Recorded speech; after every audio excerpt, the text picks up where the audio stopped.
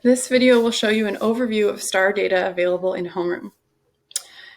Depending on your user role, if you're a specialist, an administrator, or a teacher, you might have some things that look slightly different than what you'll see in this video, but the main components should be the same, starting with the student snapshot. And you'll notice that the student name and identifying information in these is scrambled, but it is still showing the same data in the same format that you'll see it. From your student snapshot, if you scroll over, you'll see that we've changed the STAR columns to show just what's happened in the most recent assessment. So this is STAR Math fall data and reading fall data.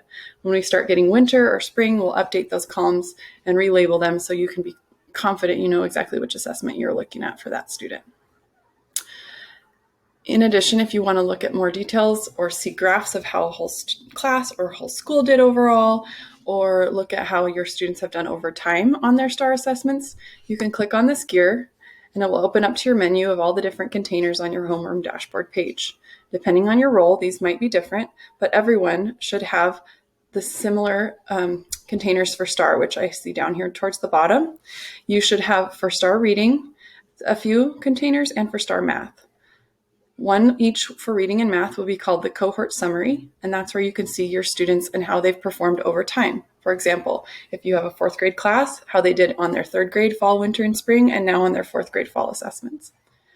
The next set of containers, this one says STAR fall reading assessments or STAR fall math assessments, will take you where you can see a overall picture of how your class did at a glance, and then look at individual student scores just on this assessment, and also disaggregate those scores by race or program.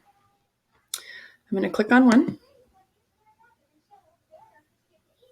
Looks like there aren't any ninth graders that have taken the assessment yet for reading, so you can just click across and see as more data comes in. It'll be updated in Homeroom the next day after it's been taken. After the student has taken the test in STAR. On each one of these containers, there's many tabs, so pay attention to those. And you can also, if you can't see the names of the tabs clearly, this little arrow on the right-hand side, drop it down to read carefully and see what you can see.